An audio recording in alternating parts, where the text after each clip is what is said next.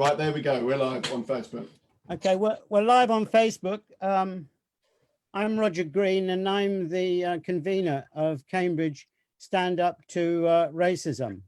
All of you that have joined us on this quite extraordinary political day in which we are seeing laid bare the really the total bankruptcy of the present government, and quite extraordinarily Boris Johnson tying himself to Dominic Cummings. But I don't want this celebration of unity and diversity to be eclipsed by a couple of these buffoons. We have such important things to discuss.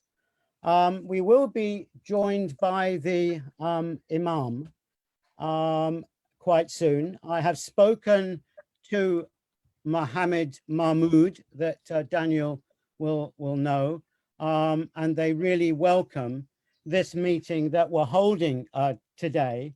And of course, we have to celebrate that this is Eid was just a couple of days ago. So to all of us, and particularly to the Muslims that are tuning in through Facebook Live, of course, we say Eid Mubarak to you during this time.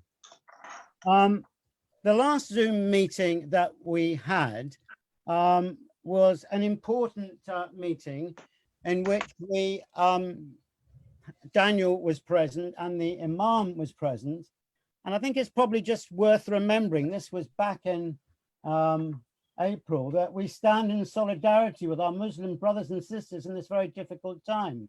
The current crisis risks bring an increase in racist incidents, and we've seen those around in Cambridge and within Cambridge itself.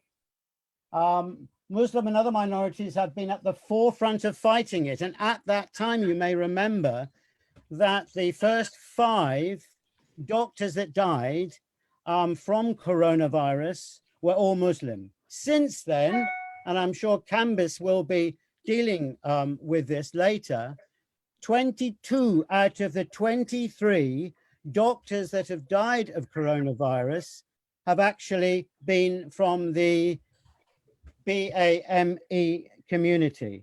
Extraordinary statistics that we will be discussing this evening. So the important issues that we're going to discuss tonight are, Daniel's going to have an introduction. I hope the Imam will come on soon and give us an introduction. And then we will move on to deal with the disproportionate death rate from the BAME community. And we'll also deal with schools. You know, it is extraordinary that they're pushing ahead with a large number of primary school pupils due to go back at June the 1st. Is it safe for them to go back? But Niamh, I hope, will be able to look at the effect that this will have on the disproportionate infection rate and death of BAME pupils, teachers, parents, grandparents, and the community generally. Teachers. Did I miss teachers out? Of course, teachers, very, very much on the front line here. So within this whirlwind that is going on, this political whirlwind, let's just remember some facts here about Boris Johnson. Let's not forget the racism of Boris Johnson. How did he refer to African children? Pickaninnies, a slave term, with watermelon smiles. He's refused to apologize about that, as he has also refused to apologize about describing Muslim women wearing the burqa or the full veil as letterboxes or looking like bank robbers. He's never apologized for that. And Dominic Cummings is part of that same racist attitude. Just remember the Asian advisor to Sajid Javid, who was marched out of number 10 by an armed policeman, a member of the BAME community, in full view, being totally humiliated by Cummings. Those are the sort of people that we're dealing with. That is the reflection, sadly, of institutional racism that we see in this country. So, Richard, I don't know how you're getting on there. Yep.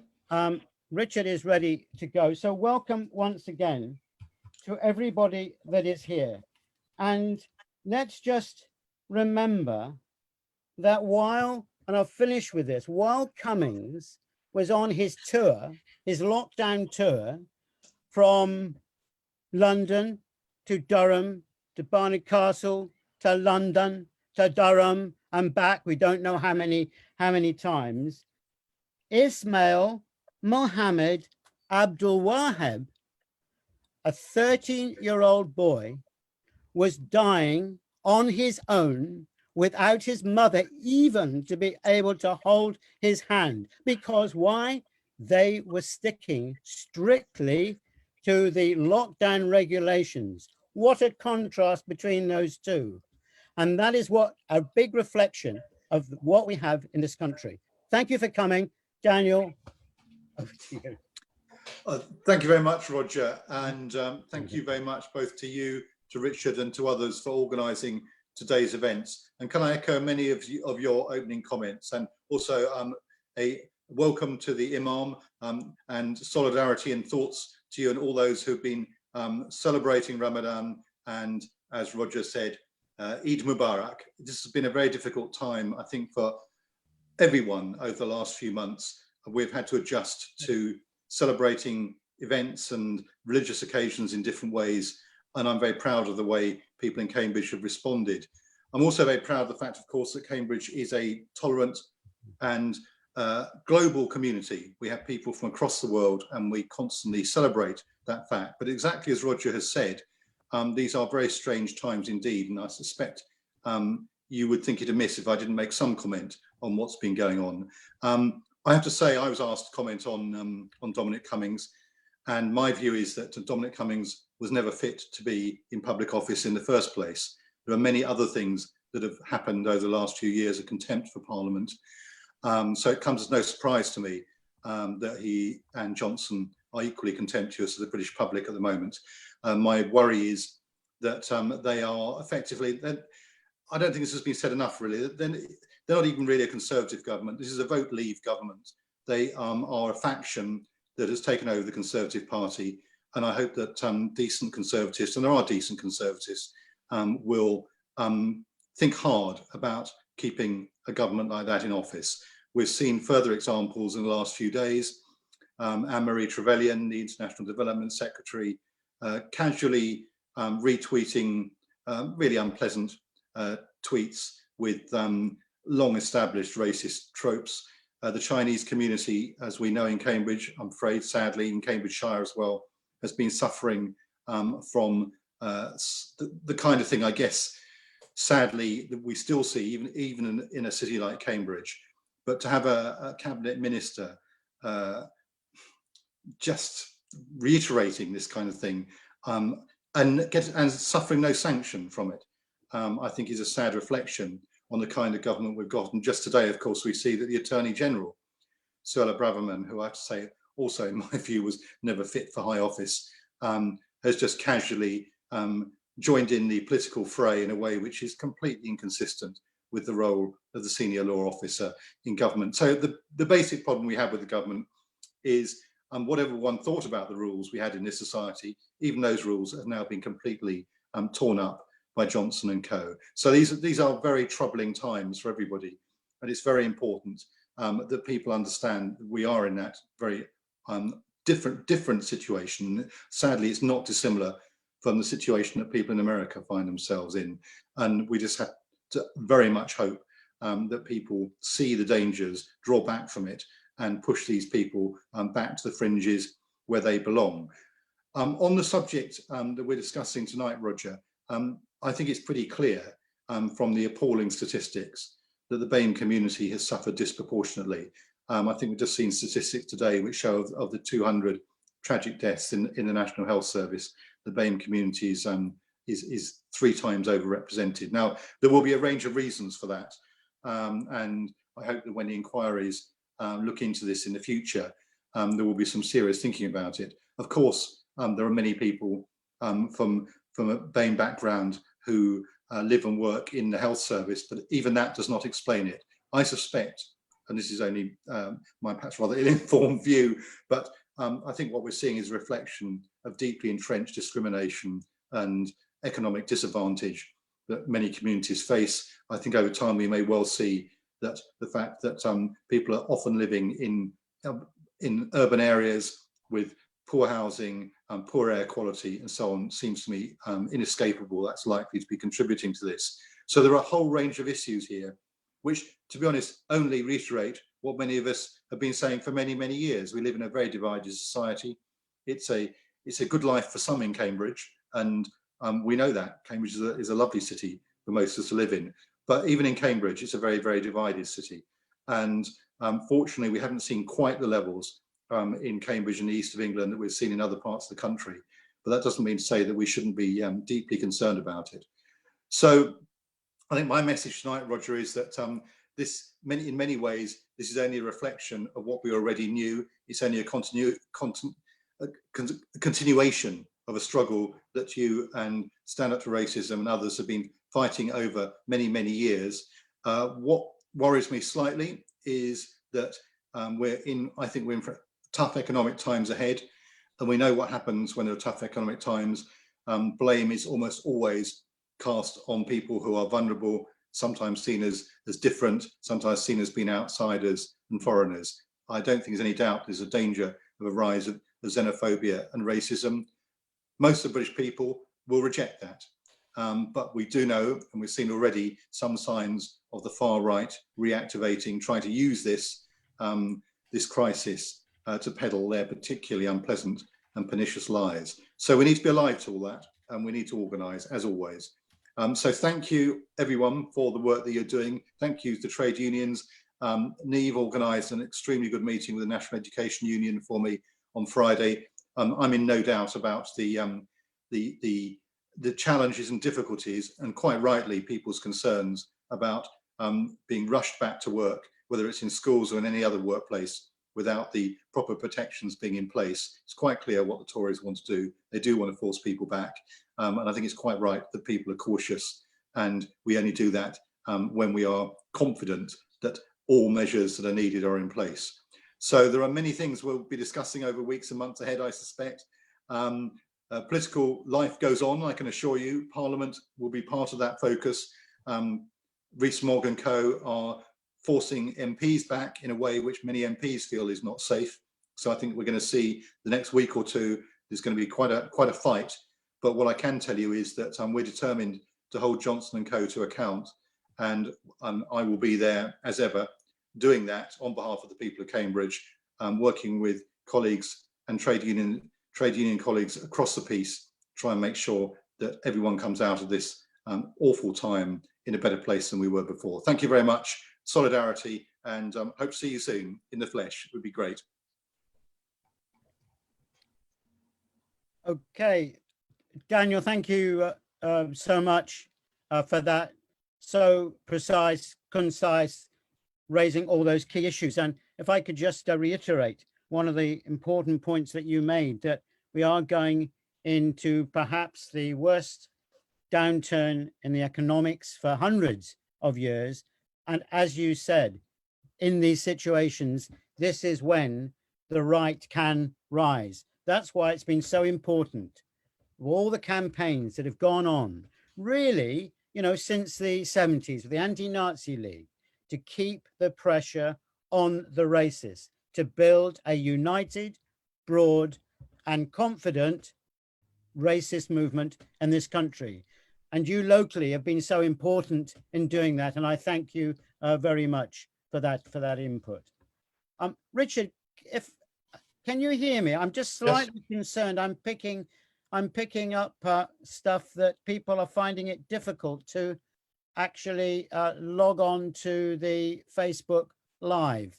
But it's working. There's people watching. There's comments coming in. Oh, fine. So Thank you. obviously we can't help the people who aren't watching because I can't tell them where to go to look to find it. I've been sharing it all over. I'll keep sharing it. Thank you, Richard. It's very heartening to know that there are people who are actually. I would encourage those people that are watching, please send in comments. Daniel may be staying for a few minutes, and it would be useful to pass on any comments to him. Richard, do you actually want me to be sort of chairing this, or Keep going. Yes, you're doing great. just keep going? Okay, Yes. right.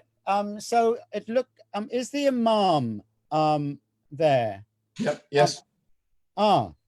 He is, because I can't see him on. Yeah, I'm here.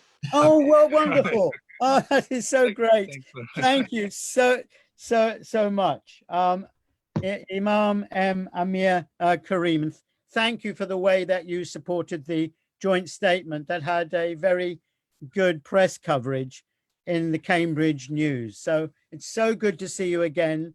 And we'll say it again from all of us, Eid Mubarak. Eid Mubarak to you as well. It's my pleasure to join you here in this meeting. Thank you. Yeah. Okay, so if you would like to say a few words of introduction or greetings or whatever it is you would like to say, we are all ears and respect to you. First of all, I would like to say thank you to Roger to arrange this platform here today, and Daniel as well, and other participants of this meeting.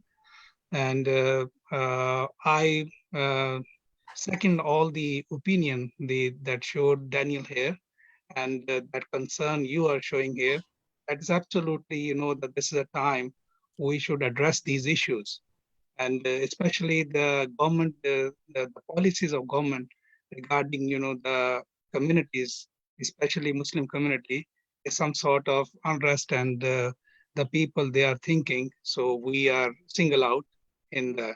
So as far as the Muslim support and Muslim coordination with the government advice, that we are celebrating our Eid day. Yesterday was our Eid. And that was the first time in our history we didn't go to mosque in our life. And everybody, when we announce that you have to confine yourself in your houses and restrain yourself, and nobody, broke any sort of that law, and nobody, everybody coordinated with us, cooperated with us, and that is a positive, sort of, in our so that we showed that on Eid day. And as far as the sacrifice is concerned, Roger, you rightly said that our doctors, Muslim doctors, they gave their lives. Muslim children, they suffered. And on the other side, when we look at one of the high appointed person that went to the miles and miles away and come back, and nobody pointing the finger. So that is a question. That is a question we should think about it. So what sort of policy government is taking, and how the issues, and especially the Muslim community, we are concerned about it. And one or two things I would like to mention here on this platform. Number one is that as far as if you ask us our support, our coordination, and our before Eid, I gave a message to Cambridge people, and with the grace of God, everybody that followed that lines. So as far as the our behavior is concerned, Muslim community is behaving very much they according to the law, and they are observe all the the restrictions. But on the other side, we are feeling of sadness. Instead of appreciating, this sort of sport or this sort of coordination Muslims are giving it, so we are having some sort of incidents, like Roger mentioned about the child, Ismail's, that incident, that is hard breaking for us. So I should like to, Daniel will raise the voice in Parliament, and we should agitate all of which we should give this sort of notice to government. Thanks a lot for today so because Eid is continue and I'm having lots of stuff today as well. So if you spare me today, I would just because you asked me and I would like to give my attendance here. So that's why I'm here. So if you spare me today, so I'll be with you. I support your cause and I'm highly thankful to you. Thank you. Thank you so much, Imam. It's very moving, and it's so good to see you. And perhaps I can just reiterate what Daniel Zeichner said in his contribution. We hope that very soon we will be in a position to be able to meet you face to face in the same room and discuss the solidarity that up to now we have expressed through a LED screen. And thank you so much for joining us today, because it is such the most important period in the year for the Muslim community, and you've come here to express your solidarity. Thank you so much indeed for joining us. And please, we have to say again, Eid Mubarak, and have a wonderful rest of the day and a celebration of the good things. All right. And thanks a lot. And the wonderful contribution that the Muslim community make to this country, not only in terms of the Muslim medics, but also the enriching of the Muslim community. Thank you so much. Thanks a lot, Raja. Thanks for your help. Thank you. Okay, bye. While Roger pauses and takes a breath, I'm going to read some of the messages coming through, if that's all right. Thank you for people who are commenting. We've got solidarity from the NEU through to Tom, the teacher, Tom from Long Road. Pete has sent solidarity from Cambridge Regional College, UCU. And we've got a good number of people watching and sharing. So thank you all very much for doing that. Please keep doing so. We've got a good number of people watching. Shows what an important issue it is. There is a comment come in here from Tom. He says, we need answers on the reasons for such disproportionate BAME deaths and infections before we can be confident about the wider openings of schools. And I think that's something that both Niamh and the doctor will be talking about when they speak to us. Roger, is it all right if I introduce Jill as she's sitting there? Roger seems to be muted. Yes, no, absolutely, Richard. Please. So I'm very pleased to introduce Jill, who's a local artist, all sorts of media she works in, but she's going to do us a poem tonight. She's active in Rebel Art and also in the Artists Union of England, I believe. So I haven't seen Jill for a bit, so it's great to see you, Jill. And thanks for joining us. I know you've got to get to another poetry event after, so we really appreciate your time. And I'll hand over to you. Thank you. I've got two things to read if we have time. I am going to apologise beforehand because I might be a little bit shaky and emotional. I've lost two people. Sorry, I'm starting already. I'm mixed race. I lost my cousin who is Mauritian and a young person. And also my father-in-law who is Irish and from a very poor background. So I'm going to read something about my father-in-law first. So it's not very well finished. We just came back from clearing out his council flat so that we're ready to hand back the keys. But so I hope you'll excuse it if it's not perfect and if I'm a little bit emotional. It's called More Irish, More Blacks, More Dogs. They stole our workers' bank holiday this year, and also my father-in-law, PJ, a working class hero. He worked on a farm in the county of Cavan from the age of 13, and as a young man travelled to London, the Irish diaspora, escaping poverty and religious intolerance, finding more poverty and racist intolerance. We held things in common, like the fear of attacks or arrests. When I was born, my family lived in one room.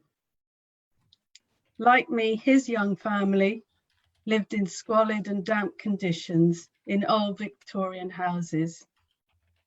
We reminisced over the old tin bath. We couldn't find a better home. Sorry.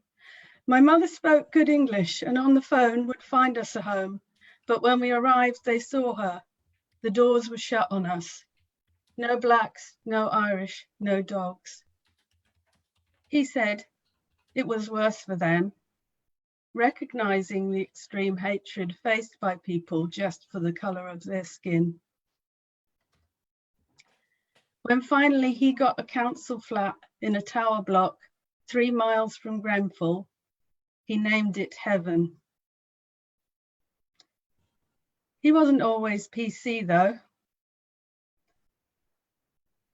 His family saying, "You can't say that, PJ." And we sat in horrified anticipation when his granddaughter revealed that she was bisexual and had a girlfriend. As he said, "Well, it's a shame that they couldn't do that 100 years ago. Why can't people just be allowed to be themselves?" He worked hard and became a shop steward, championing others facing discrimination. He was proud of his activist children and grandchildren, learning to use the Facebook and the Wi-Fi and liking their posts protesting about inequality. He particularly appreciated our activism at Dale Farm and in support of Grenfell. He always stopped to talk to homeless people. And now coronavirus and capitalism still kills more blacks, more Irish, more poor. Thank you. That was incredible, Jill. That was so moving. Thank you so much. I know it can't have been easy. That was a brilliant piece of poetry. Thank you. Thank you. Jill, Thank you, Jill, so much. Up to you. I'm so moved by it. Thank you. Okay, thank you. I do have another if there's time. I don't mind really, if you want to. I have another which I is think so. That would be lovely. upbeat so we can lift the mood. Yes. Absolutely. So it's also, it has the same title. So it's also called More Blacks, More Irish, More Dogs. And every other line you can say with me. And every other line is more blacks, more Irish, more dogs. More Africans, more Asians, more Jewish people. More blacks, more Irish, Irish, more dogs.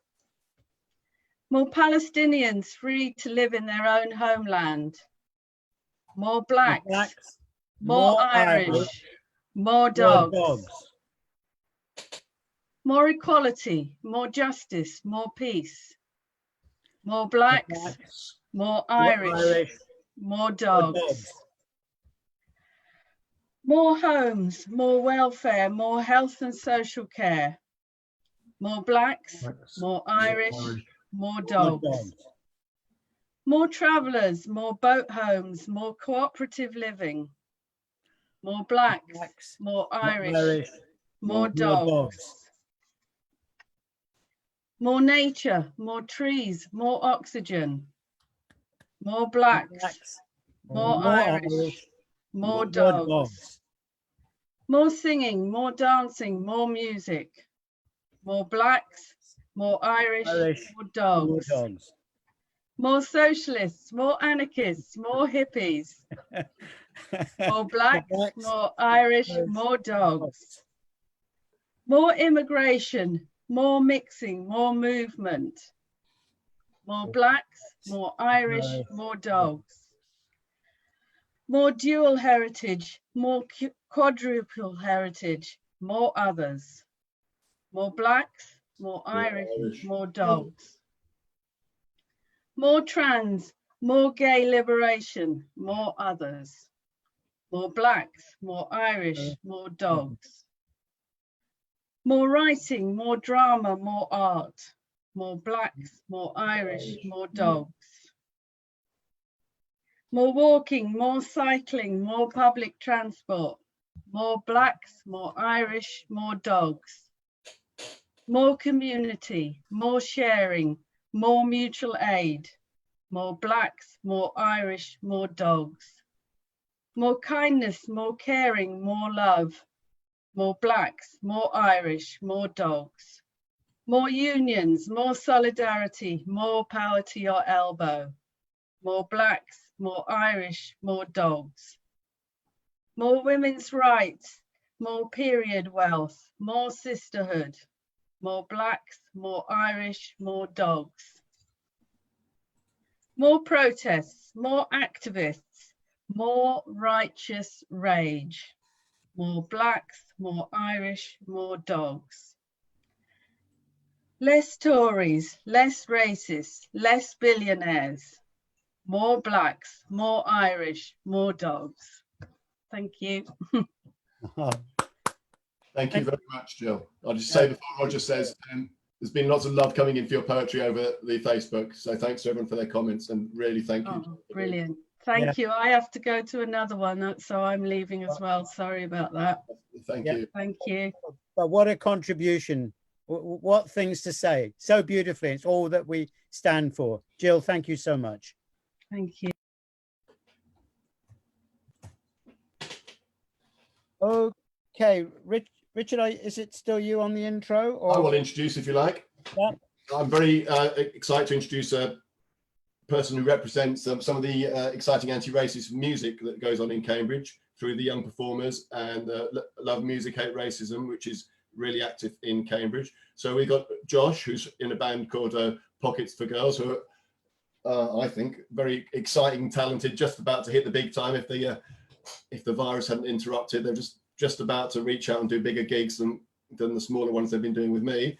But I'm sure that they won't let the small matter of a global pandemic interrupt their progress. So Josh is going to introduce a track and then something that they've videoed. So over to you, Josh. But you need to unmute yourself first. We can't hear you, Josh.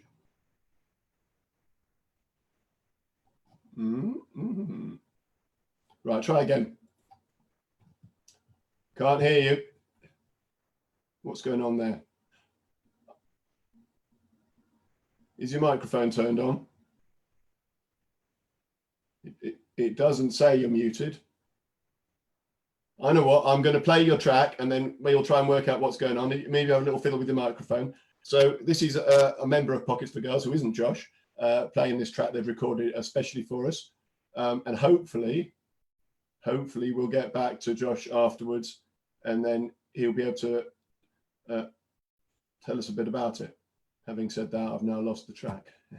I had it all lined up and everything. There it is. So any minute now, and then hopefully we'll get Josh back as well. Share screen. Any second now. Oh, why can't I do this? You try talking again, Josh. See if you can hear you. Can you hear me now? Yes. I don't know what's happened, but brilliant. That's fantastic. Right. Sorry, I had my laptop connected to another microphone. I think it was. Brilliant. And I've also found the video. So perfect. So can you introduce the video? I just want to say first, able to be here. It's a great pleasure to be able to talk with such inspirational people in our community. I guess me sort of sitting in this chat today represents the younger generation of people who have been part of a movement against racism, and it's just been an absolute honor because Richard's given us so many opportunities, and at the same time we've been able to speak to people who are similar age and like-minded to us, and they've come to us and said, you've helped us, you've given us a platform to express ourselves, and it's just been great to have a sense of unity within that. We're really the name Pockets for Girls came from looking to stand up for women and women's rights, and it's spread into so much more. So I guess my message today is just, more power to Richard. The power of music and being able to give people a platform to express themselves is absolutely a great thing.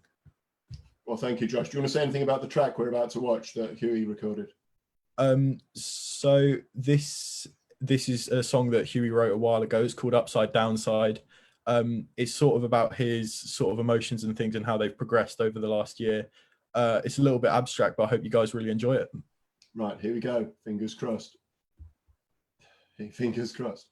Here we go, yes. All right, you lovely lot of people, let's get this thing going.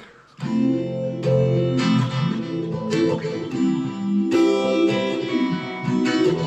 recording now.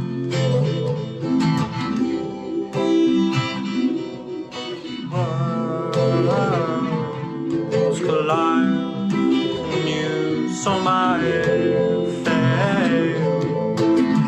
For the first time in a while you smiled, and you saw a boy who'll never cry.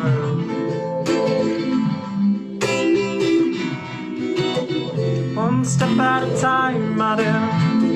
You don't know where we're going. Better it out, my dear. You told me you were hungry with all the things you told me lies.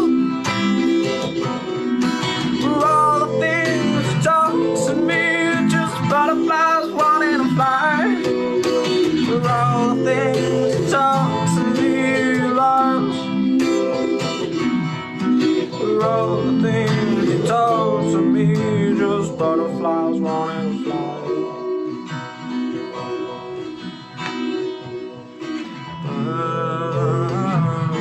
Birds survive.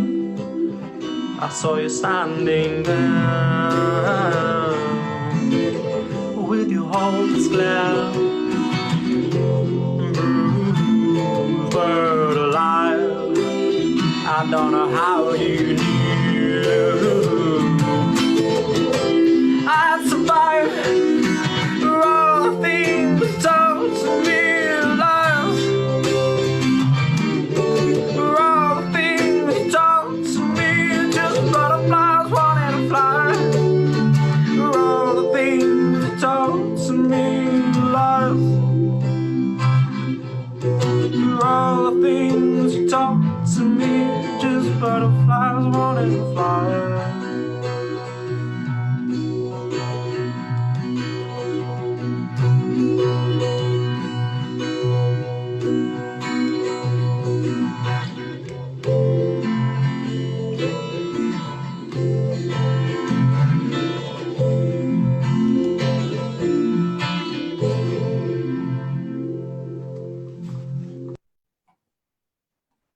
Nice, thank you very much, Huey, and thanks Very much, everyone. Before I hand back to Roger, I'll say that on June the 6th, Pockets for Girls were meant to be playing on the Love Music Hate Racism stage at Strawberry Fair. Sadly, obviously, that's been cancelled, but they are going to be on radio instead. They've got a new track that's going to be debuting. I think it's about 12:30 on Cambridge 105 in the virtual Strawberry Fair. So it'd be great if people could tune in to watch that. Follow Love Music Hate Racism on Facebook to get the updates. Roger. Yeah, well, I mean, that was just a lovely creative thing about unity and diversity, which is the heading of today's title. The diversity, so important. People my age, retired teachers and young people being creative, being united in our fight against racism and our fight against a very unfair planet. So thank you so much for that. Okay, now we move on to Niamh Sweeney. Thank you so much for coming. I know you've been involved in so many meetings. The NEU have been quite magnificent in the way that they have actually made a stand against this government. And they've then had to put up with all the abuse of the tabloid press. Quite disgustingly and unfair pressure that's been put on teachers. After all, teachers are already on the front line, looking after a number of our children, of key workers, and we have to thank you for that. as a rep in City and Islington College for so many years, I know the pressure that reps are under. So thank you so much for finding the time and the commitment to be with us this afternoon and this evening. Thank you, Niamh. It's an absolute pleasure, Roger. Thank you very much. And you talk about the reps. I've always been a proud trade unionist, but I've never been more proud of the NEU at the moment. From, you know, members, support staff members, our school reps, our health and safety reps, our school and college leaders. We are a united force and we will be listened to. You mentioned the school reps. I think it's really important to recognise that our membership has really benefited from the way that the government has handled this crisis, and so we welcomed an extra 200 reps to the Eastern region over the last couple of weeks, and I think that that shows that we are a united profession. And a lot of discussion in the media has been about lazy teachers not wanting to get back to the classroom. And as you rightly said, we are in the classroom at the moment. Schools are open. We are providing childcare and support for key worker children. Schools across the county and the city are providing IT equipment, internet connections. They're providing food and care packages for the children most at risk. And I think we have to acknowledge that some of the statements about us not wanting to get back to work are just not true. We are desperately challenging the government that we believe that the date of the 1st of June is too rushed and too soon. It is not safe. The government's own SAGE advice and the independent SAGE and the BMA have said that it is too fast and too quick, and that track and testing and isolation must be in place before schools go back. In particular, talking about our members in the Black community and members from other minority ethnic groups, we have spoken to the DfE and asked them and called for in the public inquiry that there has to be an investigation into why we have seen the increased impact, the greater impact on members of the Black communities. Office of National Statistic findings show that the greater impact of the virus in areas of the country with wider health inequalities and higher rates of poverty on Black communities, even after health and deprivation are accounted for. So we must investigate why this is. We talk about school opening. We have spoken to the government. We did a straw poll of our Black members on the about the 10th of May, and 70% of our Black educators said that they would feel very unsafe about returning to the workplace. So we have ensured that in our school checklist, in the information going out to workplace reps and health and safety reps, that there are areas of that checklist that directly address the issues of our Black members. We know that our Black members are more likely to work in schools in deprived areas. We know that our Black members are more likely to work in support staff roles, in special school roles, in schools where direct, intimate contact is more likely to happen with young children. So we are pressing the DfE on this, and we are encouraging our reps and all of our members to be actively involved in the plan of going back. We also say that should members be in a vulnerable group or feel unsafe going back to work, that work must be, or the opportunity must be provided for those workers to work from home. That while schools are not fully open and not working with a full cohort, that those members who are most at risk must be able to continue to work from home. We also have huge concerns about the age groups that are being asked to go back. We had more information from the government just this morning about primary and early years children going back, that these are the children who are least likely to understand social distancing or the need to separate themselves from others, and are most likely to need physical contact, reassurance, and comfort. That these are the children that struggle the most with going to school on a daily basis anyway. They struggle with being separated from their children, with anxiety, and normally it's the role of the school, the educator, the support staff to comfort those children. And social distancing is just not going to be possible.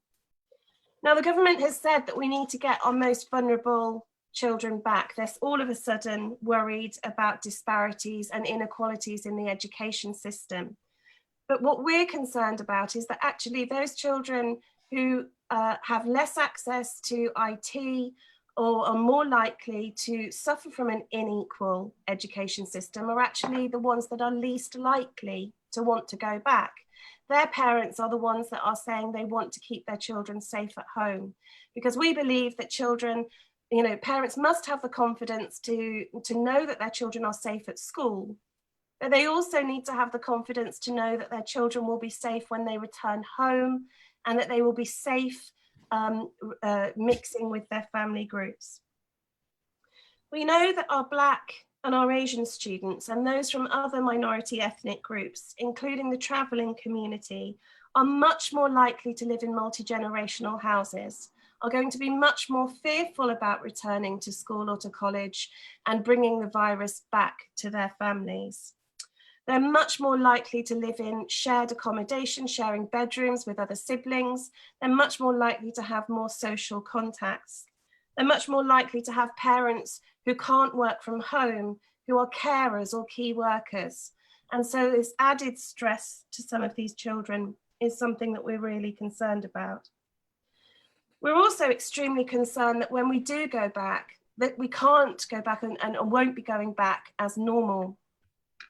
Nursery and reception classrooms have been stripped of play equipment, the sand pit, the water pit, the soft toys, the carpet area are being blocked off. Children are being, from the age of 4, 5 and 6, will be sitting at tables, not participating in play-led learning that they normally would.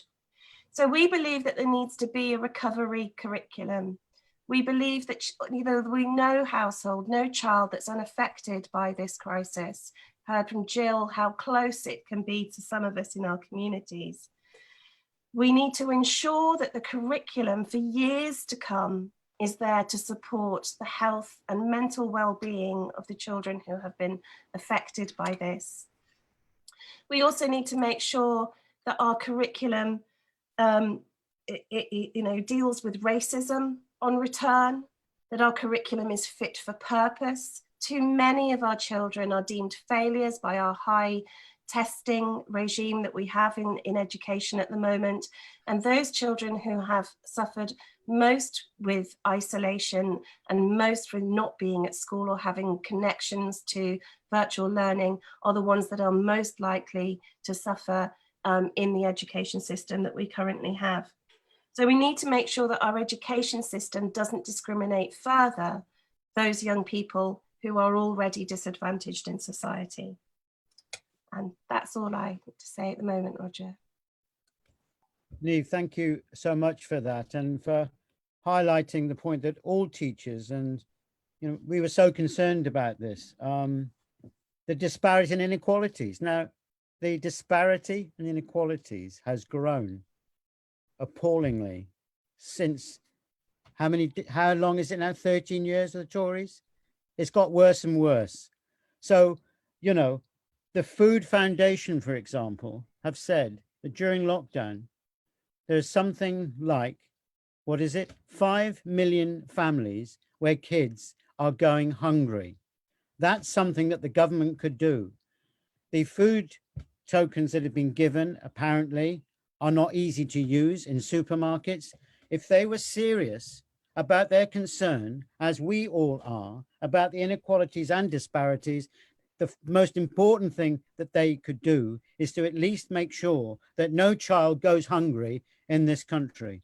Thank you so much for that. That was really great, and we would all give a huge round of applause and solidarity with the teachers. Okay, Richard, I think that we have some more music. Yes, we've got, What I'm slightly concerned about, Richard, is the way that we're running out of time. let's go straight on with it then. What's your feeling? I think we should just go straight on with it. Marion introduces herself. So Yeah, okay. Lots of viewers, so I think we should keep going. So thanks to people who are commenting. And here's Marion on the piano. She's going to introduce it herself. Everyone, I'm going to play a piece by Florence Price. She was an American composer. She was born in 1887, died in 1953. She said of herself and her career that she faced discrimination on two fronts, because she was a woman and because she was black. And yet, despite this, she achieved a lot of successes. She had a symphony performed by the Chicago Symphony Orchestra. Her songs were sung by many of the greatest singers of the day. But as with many women composers and many artists, she was neglected after her death. But her work has really been rediscovered and given the recognition it deserves. So have a listen to as much as you can, because it's wonderful music. I'm going to play the second movement of her piano sonata. You can hear a big influence of American spirituals in her music, which I really love. So I hope you enjoy it.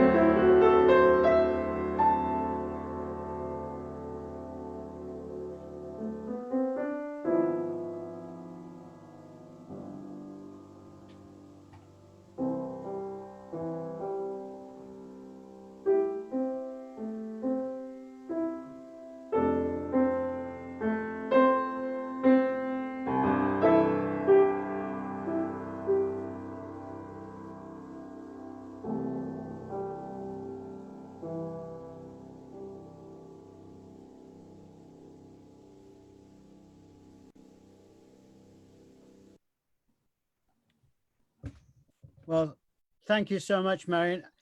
Richard, it is possible that Marion is actually perhaps listening on Facebook Live. So I think everybody that's here, I mean, that is just wonderful.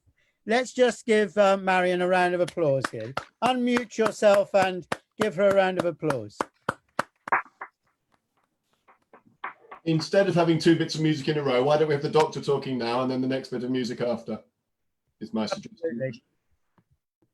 Yep. So Dr. Kambiz Boomla, who's been for decades a GP in East London in the heart of a very varied ethnic community. It's great that you're here today, Kambiz. Thank you so much for coming. Okay, and thank you for inviting me. I spent a very happy 3 years in Cambridge as the first part of my medical student training before coming down to London, where I was born. So just to kick off without too much introduction, it's perhaps wrong to single out any particular victims of COVID, but actually I want to start off my talk by paying tribute to 5 local people in East London where I live, and because I think it gives always, if there aren't faces behind the figures, it really becomes, you know, something that happened somewhere else and so on. So Yusuf Ali was a driver for Tower Hamlets Council. He took children to special schools, including the school that those of us who are long anti-racist campaigners would know, where one of our comrades was killed by Blair Peach was killed by the Special Patrol Group a while back, but that's a different story. He died alone at home in his flat. Donald Swelter was a nurse who lived in Bow, not too far away from where my daughter lives, and he also died alone at home. Dave Last was the caretaker handy person at my practice, and he spent a week at home before being admitted to hospital and dying in Bart's Health. And in Niamh, the neighbouring borough to mine, there was Dr. Yusuf Patel, became the 5th GP to die of COVID at the Woodgrange practice. And he died on the 20th of April. He started his practice in 1989 and built it up to 15,000 patients, and was a great trainer of practice nurses who went on to work in many other practices locally. And at Homerton, I knew Dr. Patel, and at Homerton Hospital, there was a particular doctor who I never knew, but it's been in the press. He was Dr. Abdul Mahbub Chowdhury, and he was age 53. And he was a urologist, that's a sort of kidney and bladder doctor, who died of COVID. And 5 days before he was admitted, he appealed for, and I quote, appropriate personal protective equipment and remedies to protect ourselves and our families. And he wrote to Matt Hancock, the Secretary of State for Health, about this. His son said he was so proud that his father had had the courage to point out something wrong that the government was doing. His son said, I'm glad it's getting the attention now that it needs to protect NHS workers on the front line, because it pains me to say that my father is not the first, and he's unfortunately not going to be the last NHS frontline worker to die. And our teacher colleague talked about Black and ethnic minorities, teachers dying disproportionately. And my daughter is a teacher, and my son-in-law, just before lockdown, they both brought COVID back home to my granddaughter. They've fortunately recovered. My daughter was quite ill. She got quite short of breath. Son-in-law less so. But the head of department, who was a gay Zimbabwean, and he died. He had some underlying kidney problems. He died on a ventilator. So, you know, this is, you know, and out of the people I've mentioned, most of those, not all of them, Dave Last, my caretaker, was white, local East Ender, but most of them came from Black and ethnic minority backgrounds. And we know that of the deaths amongst doctors, you know, more than 90% are BAME, and the figures was about 71% amongst nurses. It may have changed since when I last checked those figures. And now there are 1.2 million people working in the NHS, and only 20% are from Black and ethnic minority backgrounds, but nonetheless, we're disproportionately dying.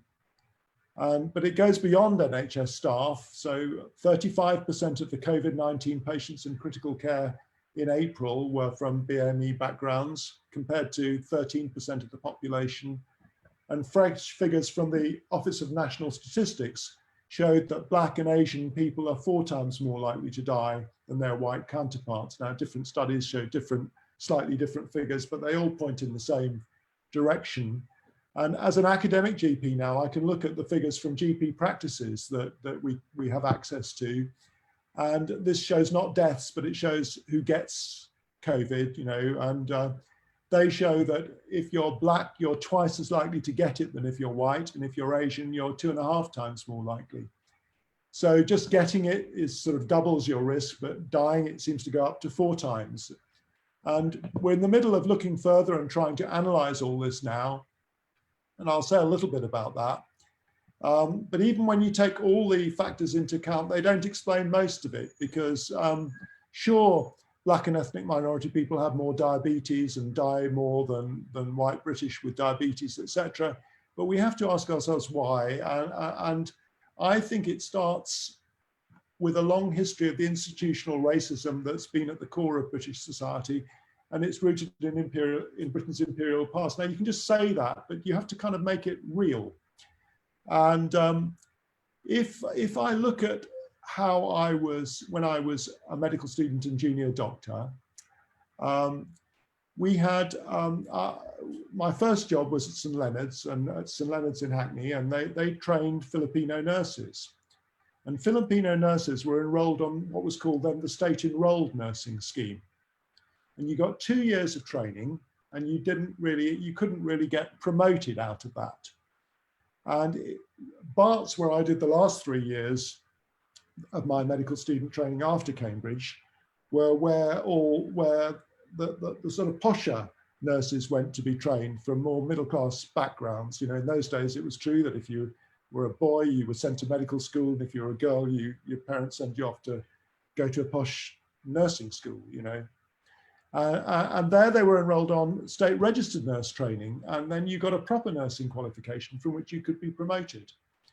And I'm going to go on and say how this affects your likelihood to get COVID. And it was similar for Black and Asian doctors who trained overseas. You know, that first generation of migrant doctors, I'm second generation really, you know, the first generation, you know, they got forced into sub-consultant grades. They were never allowed to promote up to becoming a consultant.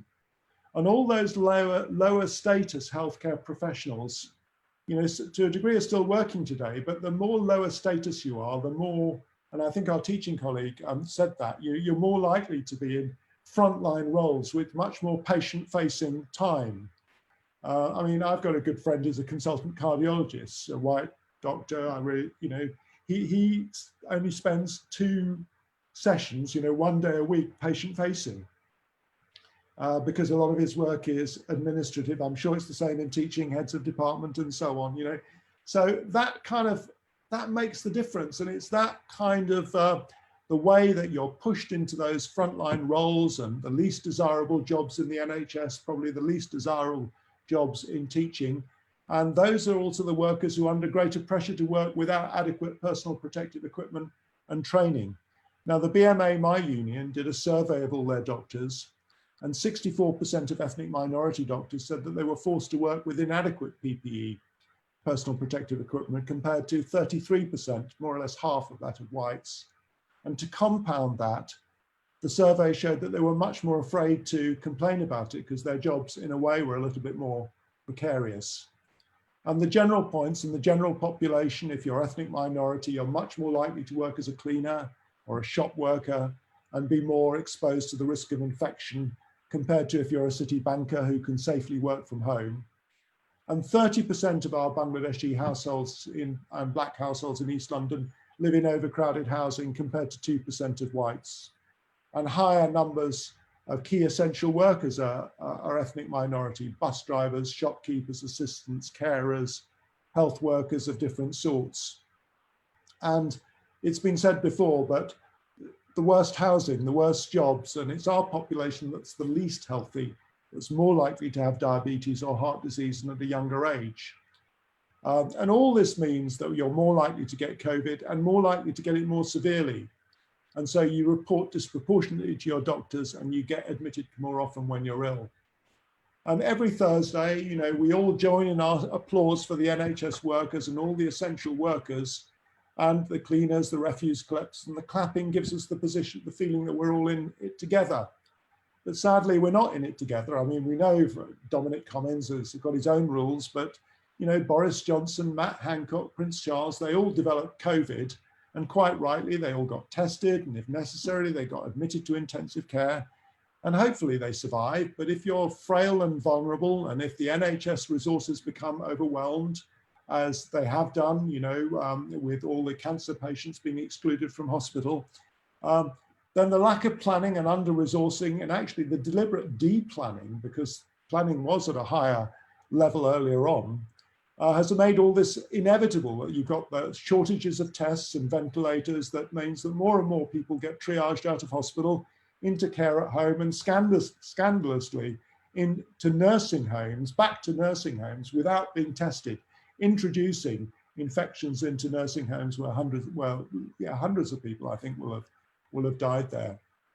So all this, and then there's the way that this has been made worse in recent years by the hostile environment introduced by Theresa May in 2012. And this has meant that if you're part of the Windrush generation, or for any other reason you've got uncertain migration status, then you have a real and well-founded fear that going to hospital will mean that you will get reported to the Home Office, as Barts Health, my local hospital, is forced to report people to the Home Office. And then there's a risk that if you don't pay your bills, you'll get deported when the crisis is over. And we had that big campaign to exempt health workers from the very charges from working in the health service that they actually work in. £200 it started off at, going up to £600 more recently. And that, you know, fortunately we won that campaign, but actually those charges for migrant workers still apply to other people who don't work in the NHS. But, you know, not coming forward if you've got uncertain migration status means an increased risk of death for you, but also an increase for everybody else due to the infections not being isolated and then passed on. So as we come out of the crisis, I think we need to make some simple demands in the NHS. And I think the list I've come up with is very simple, similar to the list that Niamh has come up with, really. We need risk assessments done, where there are additional risk factors of being ethnic minority. Areas with large ethnic minority numbers need higher levels of personal protective equipment for all staff that work in those areas, because they're probably the most dangerous areas to work in. There needs to be testing and the fit testing for the mask prioritised for ethnic minority staff. And workplaces, I think, need to keep proper records of ethnicity and publish their figures. And we need assurances that staff will not be victimised for speaking out. And on a national level, I think we need to support the national call by Stand Up to Racism and Diane Abbott for no premature end to the lockdown, and for an independent public inquiry on the disproportionate impact of coronavirus on ethnic minority communities, because I think many of us have little confidence in the inquiry that's has been promised that's going to be headed up by Trevor Phillips. So in conclusion, the COVID, I would say this really, that the COVID crisis has revealed a lot about what's rotten in our society, how the poor and the oppressed have suffered most. And it's revealed an institutional racism that means Black and ethnic minorities suffer more, die more, as they work hard to protect the whole of society against the ravages of this virus. And I'd also say that the virus that's knocking us out is not something that's outside of the system that affects everyone equally. It's part of the rottenness of the system, just how it arose through factory farming and so on. Shows the rottenness of the system that all of us must fight to change. And as we come out of this, and this is the last point I want to make, we must ensure that Johnson and his government don't try to make us all pay for the crisis by launching another wave of austerity that will inevitably hit the poorest in society worse. And that will include Black and ethnic minority people the worst. And instead, we need to build a movement, and I think this meeting is part of building that movement, that even in lockdown, we need to build that movement that will create a better society and in fact a new world out of this crisis. Thank you.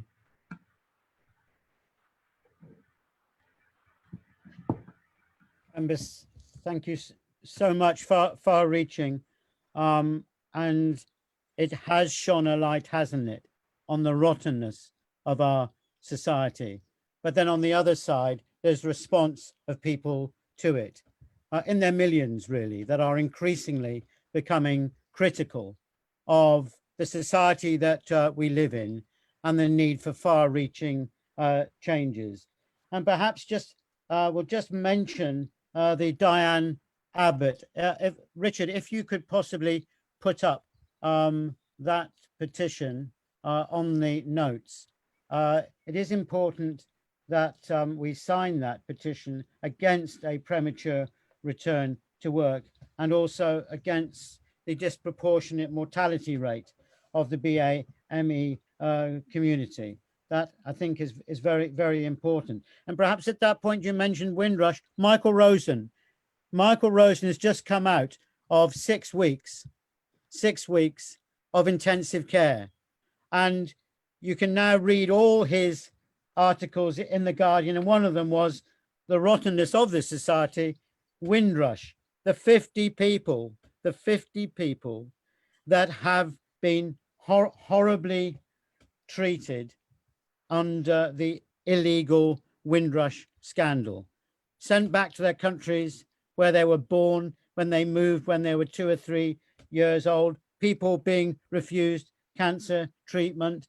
I mean, he himself, and I'm so pleased he has survived because his pen is so important in building this movement, this stand up to racism is such an important part. Thank you. Thank you so much, Kambiz. We're moving on. Richard, is everybody, I think that we don't have a time limit in terms of how long we're booked for on Zoom, but Richard can tell us that. Can I suggest we put some music in now and then have the final 2 speakers afterwards? Okay. Yes. Yeah, everybody happy with that? Yeah, thank you. So I'll introduce Rachel, if that's okay. So I'm going to introduce a young performer who's submitted a video. She's called Rachel. She's, I think she's in year 11, and she's been a committed supporter of Love Music Hate Racism since she was much younger. My main memory of her is standing up in a park in Cambridge when there was loads of Football Lads Alliance people, right-wing people surging towards her, and her standing up and playing a song, not fazed by them at all. So she's a great example for anti-racism. So I'll let Rachel introduce her track, and hopefully people will enjoy it and maybe show some love for it in the comments. So here we go.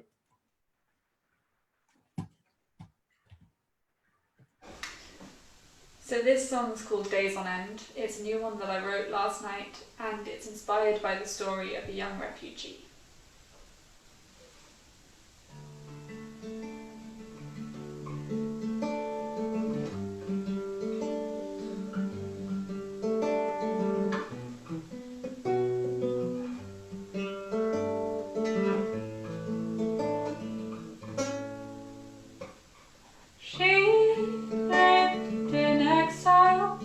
After fleeing a war with no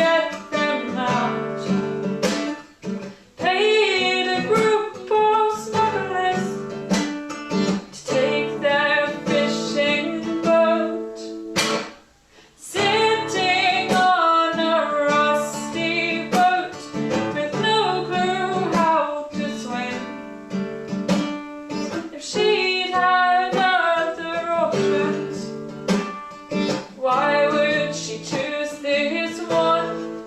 With me spent to her chest, just praying for the best for her and the 300 others, all crammed onto this boat for days on end.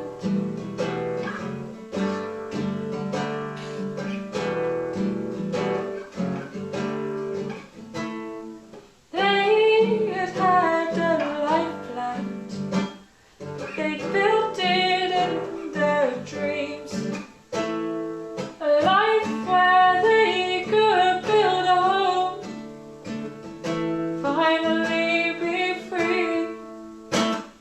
The days are everlasting, tomorrow might not come. So they tell each other stories, sing each other songs, sat in a sinking boat, filled to the brim with about 300 others, just wanting a way out of what they were in. So me spent to her chest, she prays for the best for her and the 300 others, all crammed into that boat for days on end.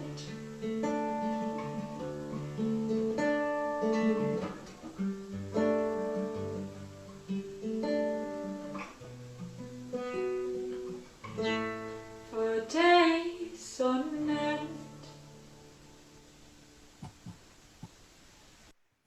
Nicely done. Yeah.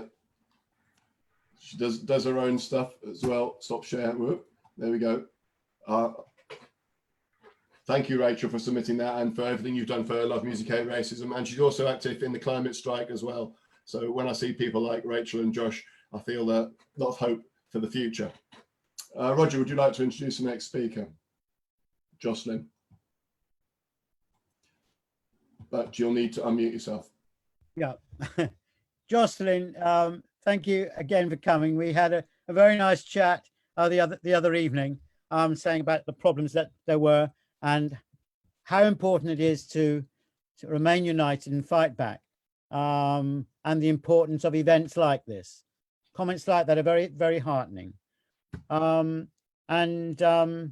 had a wonderful poem when we had the Box Cafe stand up to racism event, of which Richard Rose talked about the Holocaust, a very moving poem. And thank you for coming to another Stand Up to Racism event and for all the support that you give Stand Up to Racism in Cambridge. Thank you very much.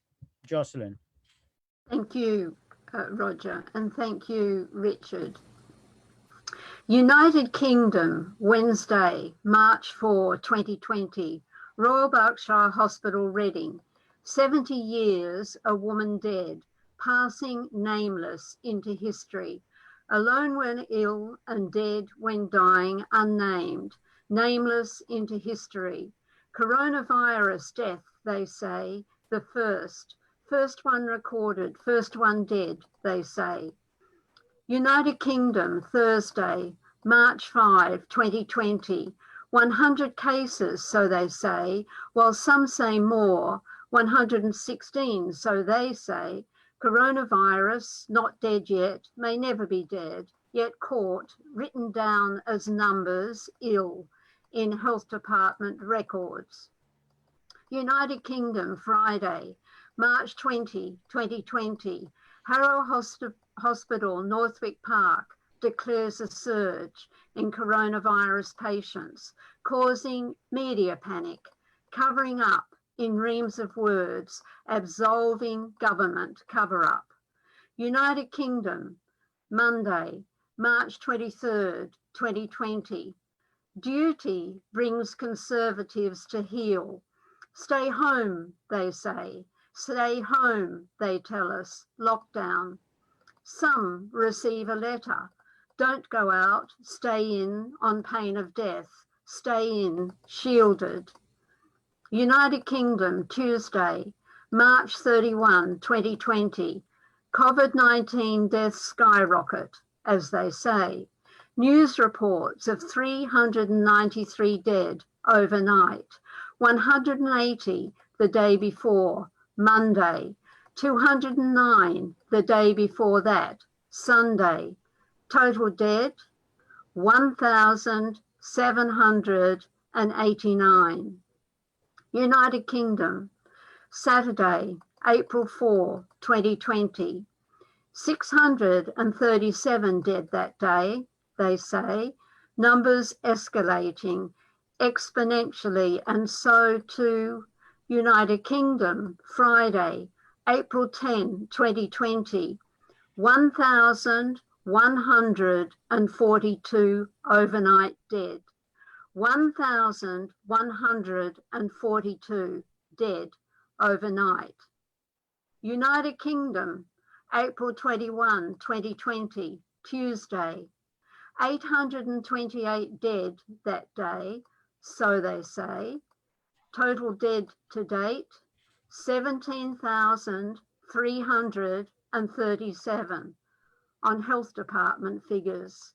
According to Health Department gurus, calculated cunningly, concealing deaths at home, in care homes, hospital staff omitted, nurses, doctors, assistants, cleaners, ambulance drivers, first responders, gone, dead. Truth will multiply the dead exponentially. So hence, and then to United Kingdom, Tuesday, April 21, 2020, same day, different number dead, depends on where you look. United Kingdom, Tuesday, April 21, 2020, taking another record, a different record, 1,172 dead that day, according to another calculation, now from NHS records, recorded differently, somehow determined differently, on the record, for the record, that day, 1,172, not 828 dead. 1,172 dead in total on that day. And by that day, United Kingdom, Tuesday, April 21, 2020, total 20,223. 20,223 lives departed, lives gone. Statistics, so they say. United Kingdom, Saturday, May 23rd, 2020, 3,675 dead. Total deaths acknowledged. Coronavirus culprit, yet just who is culprit here? Government incompetence, responsibility neglected, the old, the elderly, those already ill, abandoned. Afro-Caribbean British cast off, Asian British and other ethnic minorities discarded. Refugees, asylum seekers, everyone dispensable. What takes a government on this pathway, Eton trained and Eton focused, caring not for each life ended, covering up the numbers cruelly, everyone expendable, everyone except their own. Yet to us alive and living, free in heart from Eton's deadly hand, can know only that it matters. Lives matter. Every life matters. The dead count beyond statistics, count as real. Every death, a life dimmed, light gone. Every death, a light dimmed, light gone.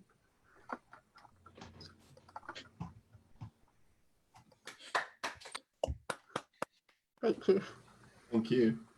Thank you. Yeah, so moving again, Jocelyn, and truth will multiply the death exponentially. Absolutely.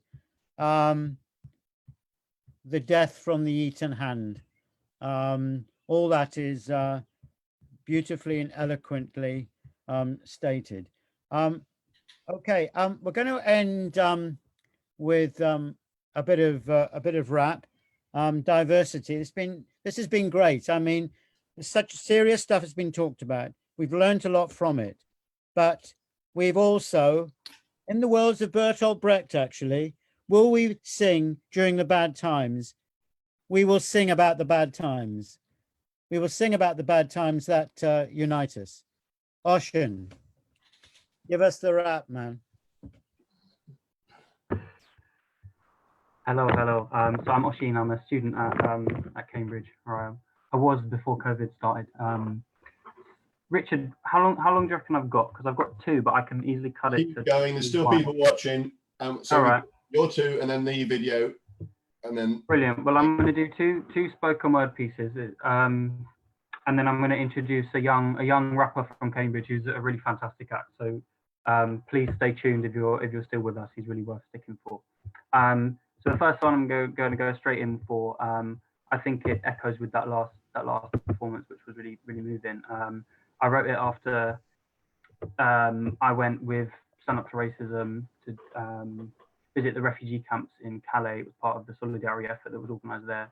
And later I actually went back and spent more time volunteering in Calais. And when I came back, I was very angry about the conditions that I'd met people living in, a lot of them young people, a lot of them my age. I was 19 at the time. And I had a lot of conversations bouncing around in my head. So what I wanted to do was knit all those different conversations into one piece. So this kind of poem, spoken word piece is really basically just inspired by all those different conversations. So I called it Suleiman. Come on, Britain, let me in. I'm only small, I'm very thin. Won't take much space to fit me in. Come on, Britain, let me in. Come on, Britain, let me in. I can speak 5 languages, have a degree in engineering. Come on, Britain, let me in. Come on, Britain, let me in. Can't you see I'm wearing Arsenal kit? I'm Wenger out, not Wenger in. So come on, Sadiqi, let me in. Come on, Britain, let me in. For the longest time, you've been my only dream. I've heard the English people are very kind, so I'm sure they'll let me in. Come on, Britain, let me in. In my country, there's a war just like the Syrians. You said you were helping when you sent soldiers over there. So why can't you help me over here? Come on, Britain, let me in. I've crossed mountains, deserts, seas in a little boat that nearly sank. Who else has that on their CV? My friend, Britain, let me in. It's getting cold now, I feel the wind. We sleep in forests or on the street. Please now, Britain, let me in. I'm scared now, Britain, let me in. The French police hit me with a stick. They took away our tents and things and sprayed tear gas. It really stings. Quickly, Britain, let me in. They took my friend, now he's in prison. And little boys keep going missing. Who knows what nightmares they'll be living.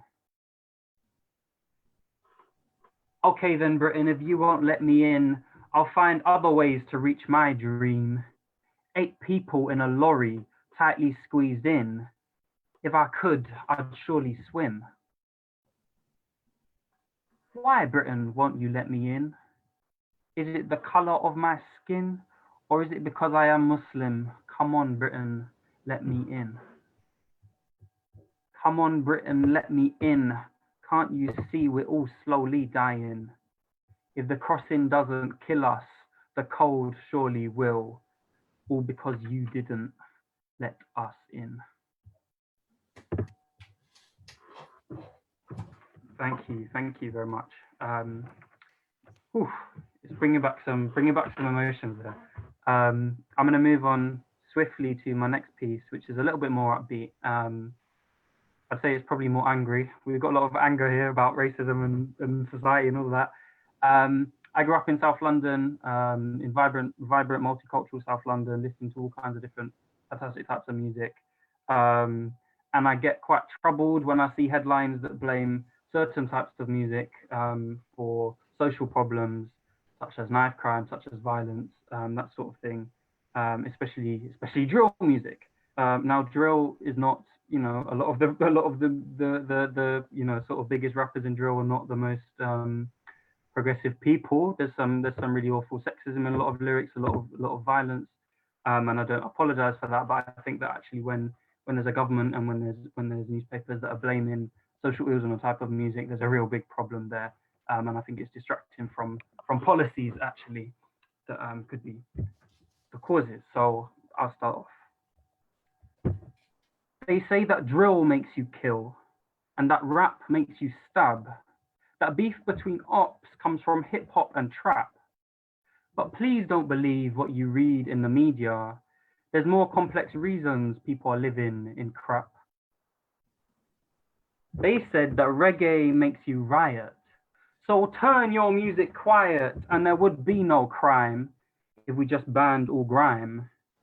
But that ignores the poverty that is the root cause of robbery. It's austerity, not Spotify, that's causing this fuckery. Now don't get it twisted. I wish like hell there existed a day where 16-year-olds didn't carry blades, where drug dealing wasn't the only option more appealing than a life struggling by on minimum wage. But to cure all this hurting, we need public services and not a government that was set on taking them away. It's a piss take they blame mixtapes instead of helping the victims, the mothers and families that are living in pain. Now let's say we're assuming that all crime comes from music and that doing things wrong comes from listening to songs. Let me ask the police what the tune and the beat is that makes them brutalize innocent young black people. I'd hazard a guess and say it ain't Afro beats, yo. They say that drill makes you kill and that rap makes you stab. But Mrs. Prime Minister, what music made you bomb Syria? Because if we're following your logic, which I think is quite sinister, shouldn't we find out your style and ban that? Talking about trap. Nice. So thank you very much. I think it's been a fantastic evening with some fantastic speakers and acts.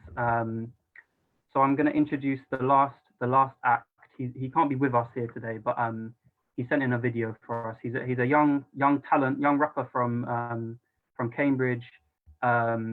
He's done a lot of work in the local political, you know, on the left in Cambridge. I first met him at a Stand Up to Racism rally, and he sent in a video. He writes all his own music. I think he does the videos and stuff as well. It will explain itself, and I think it's very related to today's topic. So I'll leave it there.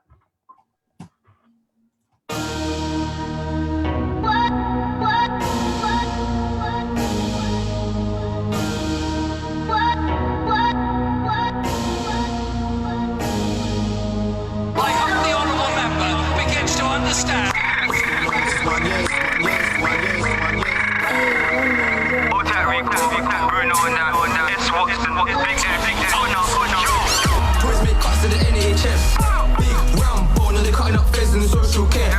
Like these men chat about knife crime, more time than cutting up things with chest. Men chat about DIG, but David dashed and he left his friend. What are you trying for? Boys make cuts to the NHS. Big Rambo, now they're cutting up feds and social care. Like these men chat about knife crime, more time than cutting up things with chest. Men chat about DIG, but David dashed and he left his friend. Who's with it? Big cuts came so hard, whether you grab a label form and fill it. Like 18 crews are biggish. Man be jumping parties, come like the Tories works unfinished. My man come so red, but a few months back he was green like spinach. LD went into the drama, then yellow come like banana. They love the Brexit palaver. We made them run to the mama. They lost the young, gained the farmer. They lost the youth, tried get it back by legalizing marijuana. You man are funny, give me laughter. Knock knock and the labour, I think it's red in hair. My young G gotta protest and he's gotta make it there. Society ain't equal, so we gotta make it fair. London so labour, that's why I rate it there. They're making enemies. These man love her input with dead austerity. If you rate those cuts, my guy, you ain't no friend of me. Manifesto whipping, but you don't know the recipe. You don't know the recipe. I don't know if you heard of this. But when you ain't no conservative, you must should be observative. Yeah, Labour is the alternative, unless you love cutting conservatives. Wait to death, that's affirmative. Labour Day putting works in this. You should know that I voted red, bro. You voted 2 years, you should have said so. You were bred to the good Tesco. Know that here, that came my next flow. I'm yeah, 1 year, I'm the best, bro. Come run there, I got the next flow. NAB, that's my death, bro. NAB, that's my death, bro. Tourists make cuts to the NHS. Big round bone, and they're cutting up feds in the social care. Like these men chat about knife crime, more than they're cutting up things with chest. Right men chat about DIG, but David dashed and he left his friend. Tourists make cuts to the NHS. Big round bone, and they're cutting up feds in social care. Like these men chat about knife crime, more than they're cutting up things with chest. Right men chat about DIG, but David dashed and he left his friend. Dashing it. All the guys, young M shops, everyone knows, M block, you get me, you heard me.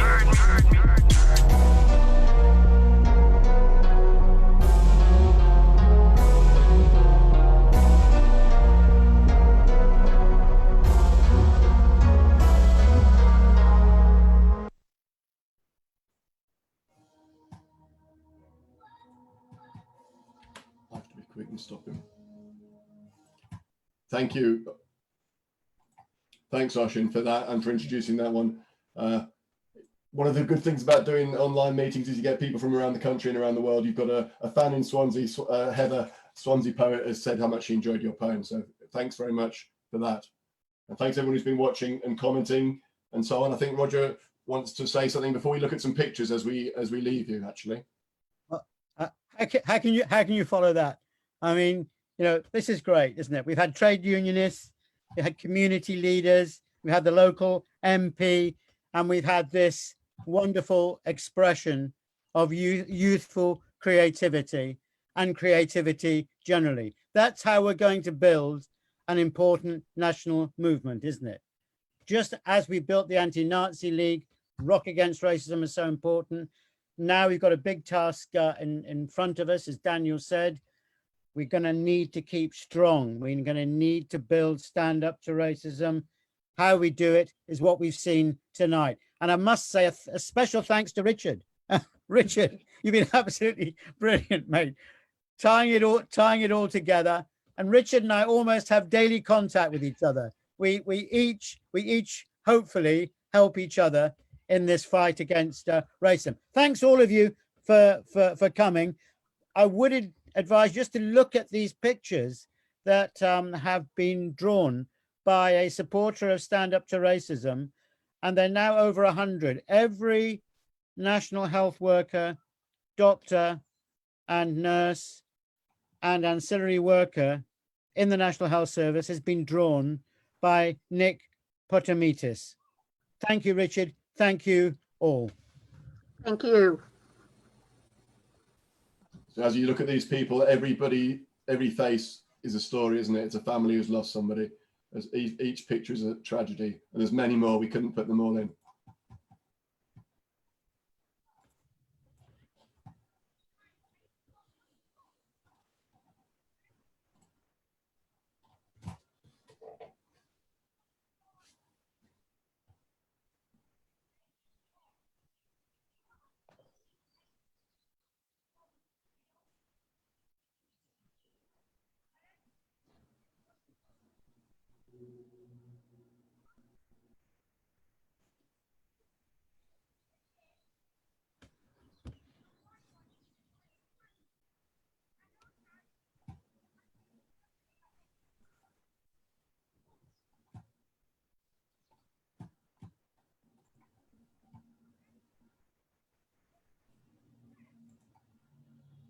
There's obviously many more. That's as far as Zoom will let me show. Thank you everybody for watching. If anyone can afford to donate to Stand Up to Racism, the link is at the top of this video. I'm going to say, shall we all say goodbye then? Yeah. And then we'll go. Bye. Thank you. Bye. Thank you. Bye. Thank you very much. Thank you.